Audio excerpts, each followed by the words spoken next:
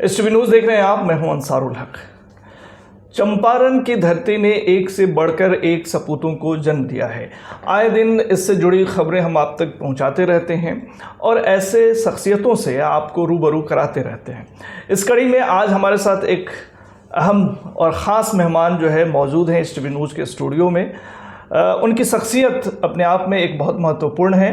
इन्होंने मोतिहारी से अपना सफ़र शुरू किया और दुबई में इब्राहिम ग्रुप ऑफ कंपनी के चेयरमैन के रूप में आज जाने जाते हैं। एक अच्छा खासा कंपनी वहाँ पे रन करा रहे हैं। इसके अलावा अगर बात कर लें तो अपने चंपारण के लोगों के लिए भी बहुत कुछ कर रहे हैं। तो ये शख्सियत है मोहम्मद इब्राहिम, जो इस वक्त हमारे साथ मौजूद हैं STV न्यूज़ के स्टूडियो में। इनसे बहुत सारी बातें करनी है। इब्राहिम साहब, बहुत बहुत स्वागत है आपका STV न्यूज़ पर। Thank you so much. और हमने जैसा कि दर्शकों को बताया कि आपका करियर जो है मोतिहारी से शुरू होता है जी। आपने MBA की पढ़ाई की, होटल मैनेजमेंट की पढ़ाई की, और जहाँ तक मुझे मालूम है कि दुबई में अच्छे होटल्स में आपने अपनी सेवाएं दी हैं। यस। फिर आप जो है वहाँ पे आपने जो है एक कंपनी फॉर्म किया जिसका नाम है इब्राहिम ग्रुप ऑफ कंपनी। तो सबसे पहले तो बहुत बहुत मुबारकबाद आपको कि आपने इस मुकाम तक जो है अपने करियर में पहुंचाया। हम आपसे ये समझना चाह रहे हैं कि ये जो आपकी जर्नी शुरू होती है, कैसे शुरू होती है? First of all thank you so much mister Ansarul Haq to taking my interview. And मैं बता दूं कि मैं अपनी कैरियर 2007 में सबसे पहले मैंने hotel management Subhash Bose institute of hotel management Kolkata से स्टार्ट की थी, जहाँ पे कैंपस सिलेक्शन के थ्रू मैंने फर्स्ट जॉब अपना लीला पैलेस कैंपेन्स की बेंगलोर में स्टार्ट किया था एज ए सुपरवाइज़र। फिर वहाँ से मैं मूव होके बुर्ज अल अरब में काम किया एज ए सीनियर सुपरवाइज़र। फिर after that I work for Leela palace, I work for Emirates palace, it's also Kempinski की ब्रांड, as a manager almost 2 years. Then after that I moved to the Presidential Palace and मैं Presidential Palace में almost 2 साल वहाँ पे भी काम किया। उसके बाद अचानक से Presidential Palace अबू धाबी, ये राष्ट्रपति भवन बोला जाता है, जहाँ पे बहुत वहाँ भी आपने सेवाएं दी। हाँ, वहाँ पे भी हमने सेवाएं दी और वहाँ पे मुझे बहुत अच्छा काम करने का मौका मिला, जहाँ पे श्री नरेंद्र मोदी और प्राइम मिनिस्टर से भी मुलाकात हुई। रशिया के से अपने पहले दौरे पर प्राइम मिनिस्टर वहाँ पहुँचे थे। जी, वहाँ पहुँचे थे और मुझे सेवा करने का मौका मिला। और उसके साथ साथ बहुत सारे प्राइम मिनिस्टर्स हैं, जैसे रशिया के पुतिन और बहुत सारे लोग जो वहाँ आते हैं। हमें बहुत गर्वान्वित महसूस हुआ कि मैं एक चंपारण से होकर एक राष्ट्रपति भवन में उन लोगों को सेवा करने का हमें बड़ा मौका। वहाँ आप किस पद पे थे? वहाँ पे मैं ऑपरेशन मैनेजर था, as a operation manager, work as a operation manager. तो आपने दुबई में अपनी शुरुआत जो की वो एक जो है जॉब के तौर पे की। जी। फिर आपने ये कहाँ से ख्याल आया कि वहाँ पे अपनी कंपनी फाउंड ये करना चाहिए, खोलना चाहिए? यस, एक्चुअली इन बिटवीन मुझे कम अक्रॉस एक शेख थे जो वहाँ के प्रेसिडेंट है मोहम्मद बिन जायद, उसी के फैमिली का एक मेंबर थे, जिनके साथ मेरी बातचीत होती थी मतलब प्रेसिडेंशियल पैलेस में। तो उन्होंने मुझे चांस दिया कि that I have a company, I am running group of company, so come and join with me to startup. तो काफ़ी दिनों तक मैंने सोचा, फिर मैंने बोला कि नहीं चलो, एक मुझे भी बिजनेस ओरिएंटेड बंदा था, मुझे बिजनेस, तो मैंने स्टैंड अप लिया और उनके साथ मैंने अपना कैरियर स्टार्ट किया as a general manager, group of company general manager. He was having a 56 company where I was handling 3 company. और मैंने वहाँ से स्टार्टअप किया और बिलीव करे विद इन 2 years कंपनी की जो रेवेन्यू है more than 10% I have increased for the profit. Great. Then after come across मेरे जो पार्टनर थे और जो मेरे शेख थे वो अचानक लंदन जाते हैं और उनकी इंतकाल हो जाती है हार्ट अटैक से। तो वहाँ पे बड़ा को एक्सीडेंट होता है और फिर देन एंड देयर मुझे डाइवर्टेड होना पड़ा, that I have to open my own company. उन्हीं की कंपनी के नाम से हम अपना first company prime Arabia city services मैंने खोला। और जितने लोग वहाँ बेरोजगार थे उनके मरने के बाद, क्योंकि कंपनी बंद हो गई थी, अच्छा, तो वहाँ के सारे लोगों को मैंने अपनी कंपनी में लेके उसको एक तरह से रोज़गार दिया और स्टार्टअप अच्छा लिया वहाँ से। ये कंपनी जो है आपका Ibrahim group of company, basically ये कंपनी करती क्या है? Actually basically Ibrahim group of company जैसे मैंने स्टार्ट किया 2021 में प्राइम अरबिया सिटी सर्विसेज, इसका काम है facility management, that we use to train the people like hotel management के स्टूडेंट्स होते हैं, उसके बाद बहुत सारे टेक ITI और अलग अलग स्टूडेंट्स होते हैं जो वहाँ आते हैं जॉब के लिए। हम लोग उन्हें वेल ट्रेंड करते हैं and we do supply in hotels, 5 star hotel and 7 star hotels. हम लोग उन्हें ट्रेंड करके जॉब देते हैं। जी। अभी इस कंपनी में कितने लोग जो है काम करते हैं, कुछ बताना चाहेंगे? अभी इस कंपनी में हमारे बहुत सारे प्रोजेक्ट हैं, more than 100 peoples right now working with us in this company, including Aban property management as well as we have restaurants, so including all its 100+ co-workers are working right now with अस।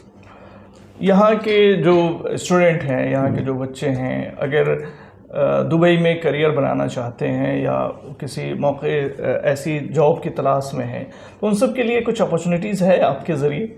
ज़रूर। हमारा main मकसद मतलब company खोलने का कि लोगों को जोड़ना, और ऑब्वियसली मेरे जो मातृभूमि और मेरे जो लाइक बिहार और चंपारण के लोग हैं जो उस बैकग्राउंड के हैं एंड कैपेबल है, मैंने उन्हें चांस भी दिया और कल ही 2-3 को इंटरव्यू लिया और 2-3 को मैंने सेलेक्ट किया है, जैसे खुर्शीद आलम हुआ, तौफीकुर रहमान हुआ, राजेश कुमार, जो उस कैपेबल हैं, जो जाने लायक हैं। हम उन्हें यहाँ पे भी इंटरव्यू आया, जब भी आता हूँ वेकेशन में, कुछ क्रीम लोग होते हैं उन्हें हम लेके जाते हैं और चांस भी दिया और कर रहे हैं काम मेरे साथ। जी।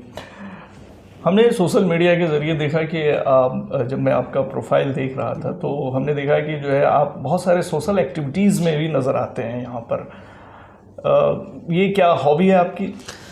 जैसे अंसारुल भाई, हम बता दें कि मैंने 15 साल पहले doctor APJ Abdul Kalam science club का गठन किया था, जहाँ पे मेरा बड़ा शौक़ था कि हम गरीब बच्चों, गरीब ना, नीडी पीपल्स, जो नीडी ज़रूरतमंद जो हैं, उनको हम हेल्प कर सकें, उनको मैं मदद कर सके। क्योंकि मैंने देखा है यहाँ पे मतलब बहुत टैलेंटेड बंदे जो होते हैं वो कहीं ना कहीं पैसे की कमी के कारण और कुछ ना कुछ कमी के कारण वो पढ़ नहीं पाते हैं। तो उन लोगों के लिए मैंने स्टार्टअप किया था लाइब्रेरी, जो आज से लगभग हम 15 साल पहले बता रहे हैं किया था, जहाँ पे उस वक्त मैं स्टूडेंट से, तो मेरे फादर क्या था? मोतिहारी में? मोतिहारी गांधीनगर रमना में मैंने खोला था जी। तो मेरे फादर मोइनुल हक यहाँ के APP हैं, अधिवक्ता हैं नामी जानी, तो उन्होंने बताया था कि बेटा अभी टाइम है पढ़ने का, पढ़ लो, सोशल वर्क करने के लिए ज़िंदगी बची हुई है।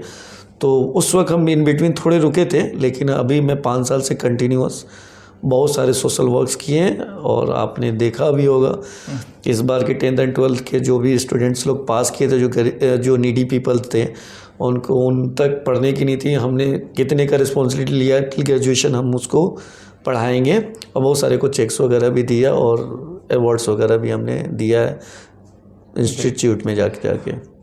इब्राहिम साहब, आपको एक मोटिवेशनल स्पीकर के तौर पे भी लोग देखते हैं और कई जगह आपको बुलाते भी हैं। जो युवा इस वक्त आपका इंटरव्यू देख रहे हैं, उन सब के लिए आपका मैसेज क्या होगा? अपने करियर में कैसे उनको क्या करना चाहिए? देखिए, जो हमें यंग जनरेशन के लोग जैसे 10th और 12th और ग्रेजुएशन, बस उन लोगों को यही संदेश दूंगा कि अगर सक्सेस होने अपने लाइफ में तो सबसे पहले टाइम की इज़्ज़त करें, समय की इज़्ज़त करें और रूटीन को फॉलो अप करें, चाहे जिस फील्ड में है, चाहे जो भी है, 10th के हैं, 12th के हैं या बिजनेसमैन है, जो भी है, जो टाइम की इज़्ज़त करेगा टाइम उसे इज़्ज़त करते हैं। दूसरी बात, एक रूटीन बनाए, रूटीन के तहत वो सुबह हो, अगर 5 बजे उठना फजर में तो फजर में उठे या पूजा करना करे, उसके बाद कोचिंग है, ट्यूशन गए, इंग्लिश मैथ, जो भी एक सेट करे रूटीन। अगर हमें लगता है कि वो रूटीन को सेट करें, अगर फॉलो करें, तो ये ऑलरेडी मार्गदर्शक का एक दौर है। और दिल से ठानना है कि कुछ करना है, एक जुनून रखना है, बिना जुनून का कुछ नहीं होता है। तो मैं उन्हें संदेश दूंगा कि वो अपना जुनून रखें, रूटीन फॉलो अप करें और छोटे जो भी करीब के आजू बाजू के प्रोफेसर हो, SDO या बड़े लोग हैं जिनसे कुछ मार्गदर्शन ले सके, उनके साथ बैठे ताकि उन्हें एक पॉजिटिव एनर्जी मिल सके। जी। अभी तो आपके दुबई में बहुत सैलाब आया है, तो सुन रहे हैं कि लोग जो है वहाँ पे पहली बार इस तरह का मंजर देखे, और जो है क्या आपको कुछ, आप तो बहुत नज़दीक से इन चीज़ों को जानते होंगे, एक्चुअली हुआ क्या वहाँ पे? बिल्कुल सही बोले अंसारुल भाई, इस बार पहली बार नहीं, मैं तो वेकेशन में था तो मुझे ये हुआ, लेकिन इस बार कंपेयर टू अदर ईयर्स कभी इतनी बारिश नहीं होती थी। इस बार काफ़ी ज़्यादा बारिशें हुआ है, जहाँ तक हमें लगता है कि पहले कभी ऐसा नहीं होता था। हम लोगों ने वहाँ पे दुबई में कुछ क्लाउडिंग सिस्टम को ये लोग ट्राई किया कंट्रोल करने के लिए, जहाँ पे चीज़ें थोड़ी ज़्यादा बिगड़ गई। और अभी जो देख रहे हैं वो बहुत सारी बारिश हर जगह पे अनकंट्रोल हो रहा है, लेकिन धीरे धीरे चीज़ें अभी बैलेंस किया जा रहा है। वहाँ का क्लाइमेट चेंज हो रहा है पहले के मुकाबले जो है, क्योंकि वहाँ पे कुछ इस तरह का दिखता नहीं था। नहीं, पहले कभी हमने नहीं देखा। हमने 12 साल में ये लाइफ का पहला मोड़ हो जहाँ पे हमने देखा है, और हम ही नहीं बहुत सारे लोग उससे मतलब नुकसान हो रहा है, लेकिन इंशाल्लाह दुआ करते हैं कि ऐसा ना हो और चीज़ें बड़ी स्मूथली चले। तो वहाँ पे जनरली जो डेवलपमेंट है दुबई का, उसके बारे में तो पूरी दुनिया जानती है कि वो अपने आप में काबिल तारीफ़ है। वहाँ पे भारतीय लोगों को सर्वाइव करना कितना मुश्किल और कितना आसान है? अब अगर देखा जाए तो 80% जो वहाँ पे इंडियंस हैं they are businessman, including me also. So वहाँ पे हमें हमारे हिसाब से सबसे इजी वे है to run the business and grow their careers, because वहाँ पे बहुत सारी चीज़ के रिस्ट्रिक्शंस भी नहीं है। और रही बात, टैक्स फ्री कंट्री है। रिसेंटली उन लोगों ने वैट स्टार्ट किया, अभी कॉर्पोरेट टैक्सेस स्टार्ट करें, लेकिन compare to other country it's very easy to start the business. अगर नॉलेज हो तो बहुत अच्छा वहाँ पे सेटअप करके बड़े, जो हमने यहाँ देखा है कि 2 एग्जाम्पल या 2 रुपया कमाने के लिए हम जितना मेहनत करते हैं, अगर वही मेहनत वहाँ करें तो हमें लगता है कि 8 से 10 रुपया कमा सकते हैं 2 रुपये कम करके। इलेक्शन का टाइम है, एक सवाल और मैं आपसे जानना चाहता हूँ। रुपये की मजबूती को लेकर के भी एक मुद्दा बना हुआ है कि क्या है नहीं है। आप जैसे जो NRI लोग हैं, जब रुपया जाहिर सी बात है कमज़ोर होता है तो आप लोगों को ज़्यादा फ़ायदा होता होगा, तो इस चीज़ को जो NRI है वो किस रूप में लेता है? सही पूछे तो अभी देखिए, अगर रुपया बढ़ रहा है तो एक तरह से अपना GDP कमज़ोर हो रहा है। बिल्कुल। और तो उसके लिए, क्योंकि हम लोग अक्सर क्या होता है, हम लोग बिजनेस में वहाँ पे हैं तो मैक्सिमम जो भी टर्नओवर हो जाता है हम लोग वहीं पे इन्वेस्ट करते हैं, तो हमें उतना कुछ खास नहीं। बट हाँ, अगर करेंसी गिरती है तो उससे एक मतलब अपनी कंट्री की छवि थोड़ी सी ये होती है, कमज़ोर होती है। अभी तो बहुत ज़्यादा रुपया कमज़ोर हुआ है। अभी क्या चल रहा है वहाँ तो मेरे ख्याल से दिरहम चलते हैं। दिरहम चलते हैं। 1 दिरहम का क्या वहाँ? अभी 1 दिरहम का यहाँ पे लगभग 22.43 चल रहा है, जो आज का रेट है जी। और जब मैं गया था उस समय 1 दिरहम का 18 रुपया था, तो कहीं ना कहीं बहुत ज़्यादा गिरी हुई आप है। जब गए थे तो 1 दिरहम 18 रुपये के बराबर था। अभी कितना है? अभी 22.43 रुपीज़। 22.3। जो यहाँ से जो लोग वहाँ रोज़गार के लिए जाते हैं तो बेसिक उनका कुछ सैलरी स्टेटस होता है कि हाँ इतना उनका बेसिक सैलरी रहेगा, फिर मैक्सिमम क्या होता है? देखिए, पहले भी ऐसा था और अभी भी वैसा ही चल रहा है। वहाँ कोई सैलरी का मतलब ये नहीं है, मतलब फिक्स नहीं है। बट हाँ, बेसिक अभी वहाँ की गवर्नमेंट जो है वो इस चीज़ को दबाव डाल रही है कि पहले के कंपेयर में क्या होते थे, पहले लोग 600-700 दिरहम में भी लोगों को बुला लेते थे जो सरवाइव नहीं कर पाते थे। लेकिन अभी ट्राई कर रही है कि मतलब मिनिमम 1000 दिरहम तक होना चाहिए मिनिमम, एक मतलब कोई भी लेबर होता कि वो अपनी फैमिली और वहाँ पे भी ज़रूरत की चीज़ें ले सके। तो उसमें कुछ नहीं है, बट बेसिक अभी फोकस कर रही है गवर्नमेंट वहाँ की कि ट्राई करे ज़्यादा से ज़्यादा। प्लस वहाँ पे चीज़ें बड़ी मतलब सुंदर तंग से डली हुई है। ड्यूटी आवर सेट 8 आवर, तो 8 आवर ही करना, 1 घंटा ब्रेक है। एक सवाल बहुत इम्पॉर्टेंट है जो हम आपसे जानना चाहेंगे कि आमतौर से जैसे इंडिया में देखा जाए तो बेरोज़गारी की चर्चा जो है बहुत आम है और चुनाव में मुद्दे भी बनाए जा रहे हैं। तो बेरोज़गारी देश की एक बड़ी समस्या है, इसमें कहीं से कोई शंका की बात नहीं है। ऐसे में गल्फ़ का जो इलाका है वो रोज़गार के लिए, भारतीय लोगों के लिए के रोज़गार के लिए एक अवसर देता है। तो क्या वहाँ पे आप तो वहाँ पे कंपनी चला रहे हैं, तो क्या अपॉर्चुनिटीज़ आप देखते हैं और कितना फ्रूटफुल है यहाँ के लोगों के लिए गल्फ़? देखिए, कहीं ना कहीं अभी जितने भी इंडिया के मतलब मैक्सिमम हम स्टेट की बात करें, केरला से लेके बिहार और UP, come across, because I used to take interview in a month like more than 10 times. जो मैं देख रहे रेशियो अभी बहुत ज़्यादा बेरोजगारी है। बिहार, यूपी, पंजाब, हर जगह से लोग दुबई में जा रहे हैं कि हमें कहीं नहीं रोज़गार मिले। और बहुत सारे लोग हैं जो मैं बताऊँ वहाँ फंसे हुए हैं, मतलब बुरी तरह फंसे हुए हैं, जॉब नहीं मिल रही है और कोई ना कोई एजेंट के थ्रू चीटिंग्स भी हो रही है। मैं क्या बताऊँ, इंडिया से लेके नेपाल तक, मैं नेपाल में भी अभी भी हम 2-4 लोगों को जॉब दिया जो ऐसे बुरी तरह फंसे थे, जिनको खाने के लिए रहने के लिए भी कुछ नहीं था। तो वो लोगों को जोड़ है। लेकिन रहा बात इंडिया वाले के लिए, तो इंडिया वाले के लिए भी बड़ा अच्छा अवसर है, जाके वहाँ कर सकते हैं। फ़िलहाल एक लिमिटेड वहाँ पे भी हो चुका है कि अभी वहाँ की गवर्नमेंट ऐसा कर रखी है कि सारी कंपनी को रिस्ट्रिक्ट कर दी है कि 20% आपको हायर करना है। एग्जाम्पल, आप इंडिया से हायर करो तो 20%, फिर आपको 20% नेपाल से लेना होगा, 20% आपको यूरोप से लेना होगा। अच्छा। तो वहाँ पे पहले ऐसा रिस्ट्रिक्शंस नहीं थे, लेकिन अभी स्टार्ट कर दिया, because Indians are more than anyone else. मतलब इंडिया की आप पॉपुलेशन देखें तो सबसे ज़्यादा है compare to other country in Dubai.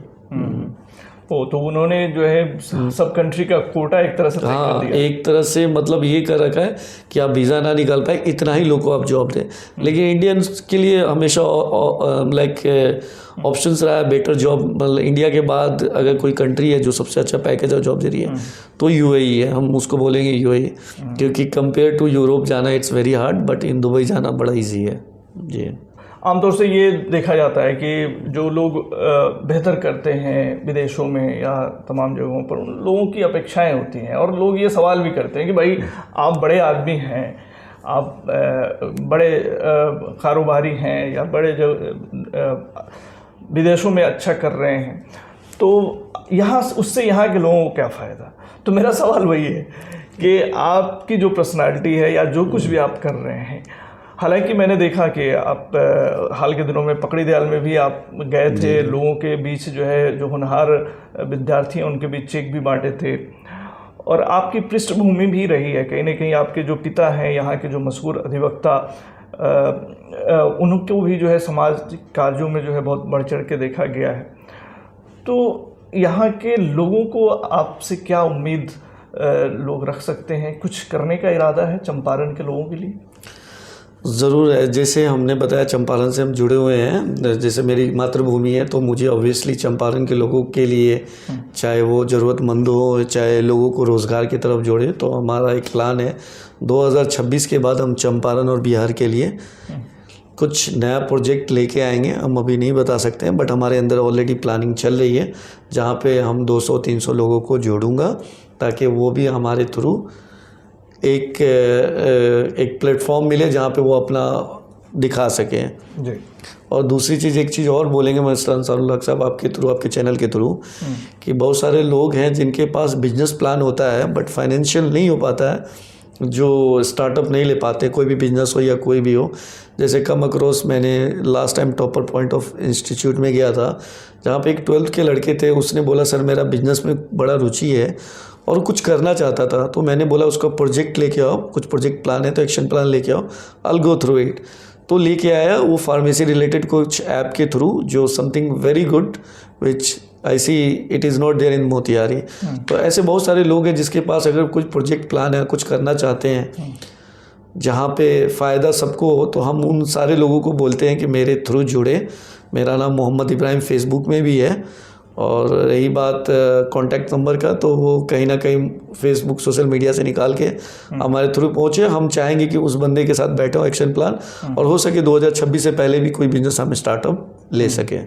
एक आखिरी सवाल हम आपसे ये जानना चाहेंगे, ये जो आपकी उपलब्धि है, इसकी सफलता का जो है श्रेय आप किन्हें देना चाहते हैं? देखिए, ये सफलता के श्रेय हम अपने वालिद एंड वालिदैन को देना चाहते हैं। वालिद मोहम्मद मोइनुल हक, जो यहाँ के APP हैं और फेमस अधिवक्ता हैं, उनसे मैंने बहुत कुछ सीखा है। उन्होंने हमेशा हमें प्रेरित किया कि हमारे मतलब हज़रत सल्लल्लाहु अलैहि वसल्लम का सुन्नत तरीका है कि आप बिज़नेस करो। उन्होंने बहुत बार बोला क्या जॉब करते हो, कुछ डिफरेंट करो। जी। तो मैं अपने श्रेय अपने फादर मोइनुल हक अधिवक्ता जो है उनको देंगे, क्योंकि उन्होंने हमेशा हमें मतलब उत्साहित किया, मोटिवेट किया, और फाइनली मैंने एक स्टेप लिया और किया। और मुझे बहुत ही खुशी होती है कि चलो हम भी अपने थ्रू किसी और को मोटिवेट करें और बढ़ाएं, तो इस ताकि वो लोग भी आगे निकलें। बहुत बहुत शुक्रिया इब्राहिम साहब, आप STV न्यूज़ के स्टूडियो में आए और इतनी सारी बातें किए, बहुत शुक्रिया। Thank you so much mister Ansarul साहब फॉर इंटरव्यू। तो ये थे इब्राहिम साहब जिनसे हम बात कर रहे थे, और निसंदेह अपने आसपास के लोग और चंपारण के लोग जब इस तरह की कामयाबी हासिल करते हैं और वो चंपारण के बाकी लोगों के बारे में भी कुछ अच्छी सोच रखते हैं तो वो अपने आप में काबिल तारीफ़ है। अगली बार फिर किसी बड़ी शख्सियत से हम आपको रूबरू कराएंगे। फिलहाल दीजिए इजाज़त। तमाम खबरों और डिबेट्स के लिए जुड़े रहिए स्टीव न्यूज़ के साथ।